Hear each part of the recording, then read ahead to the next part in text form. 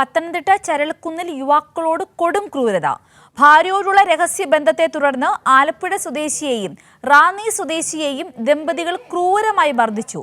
സംഭവത്തിൽ പത്തനംതിട്ട ചരൽക്കുന്ന് സ്വദേശി ജയേഷും ഭാര്യ രശ്മിയും പോലീസ് കസ്റ്റഡിയിൽ. വിശദമായ വിവരങ്ങളുമായി സാരംഗ് ഇപ്പോൾ ചേരുന്നു. സിന്ധൂരി തീർച്ചയായും സൂചിപ്പിച്ചതുപോലെ തന്നെ ഈ പത്തനംതിട്ടയിൽ 2 യുവാക്കൾക്ക് മർദ്ദനമേറ്റ സംഭവത്തിൽ ഒരു വഴിത്തിരിവ് ഉണ്ടായിരിക്കുകയാണ്. ഇരുവർക്കും മർദ്ദനമേറ്റ 2 യുവാക്കൾക്കും ഈ മർദ്ദിച്ച ജയേഷിൻ്റെ ഭാര്യയുമായി സൗഹൃദ ബന്ധമുണ്ടായിരുന്നു എന്നുള്ള വിവരങ്ങളാണ് പുറത്തു വരുന്നത്.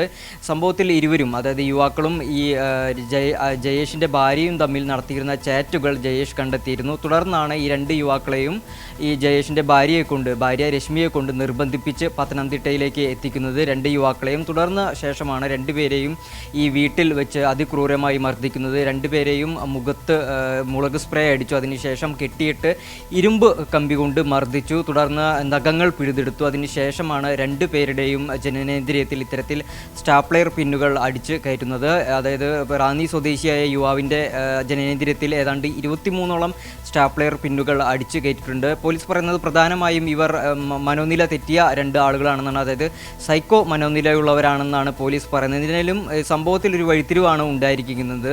ഈ 2 യുവാക്കളും തമ്മിൽ, അതായത് ജയേഷും തമ്മിൽ ഏറെ കാലമായിട്ട് ബാംഗ്ലൂർ വെച്ചുള്ള പരിചയമുണ്ട്. അതിനിടയിലാണ് ഈ ജയേഷിൻ്റെ ഭാര്യ രശ്മിയുമായി യുവാക്കൾ പരിചയപ്പെടുന്നത്. തുടർന്ന് ആ പരിചയബന്ധം ഒരു സൗഹൃദത്തിലേക്ക് കടക്കുകയും സ്വകാര്യ ചാറ്റുകളിലേക്കൊക്കെ കടക്കുകയും ചെയ്തു. ഇത് ചോദ്യം ചെയ്തുകൊണ്ടാണ് ഇത്തരത്തിലൊരു അക്രമം ഉണ്ടായിട്ടുള്ളത് എന്നാണ് നിലവിൽ പുറത്തുവരുന്ന വിവരങ്ങൾ. എന്തിനായാലും 2 യുവാക്കളും നേരിട്ടത് ക്രൂരമായ പീഡനം തന്നെയാണ്, അതിക്രൂരമായ പീഡനം തന്നെയാണ്. എന്തായാലും ഈ ജയേഷിനെ ഇന്ന് പീഡനം നടന്നിട്ടുള്ള പത്തനംതിട്ടയിലെ വീട്ടിലെത്തിച്ച് തെളിവെടുപ്പ് നടത്തിയിരുന്നു. വരും ദിവസങ്ങളിലും കേസിൻ്റെ കൂടുതൽ വിവരങ്ങൾ കണ്ടെത്താനുള്ള ശ്രമത്തിലാണ് പോലീസ് ഉള്ളത്.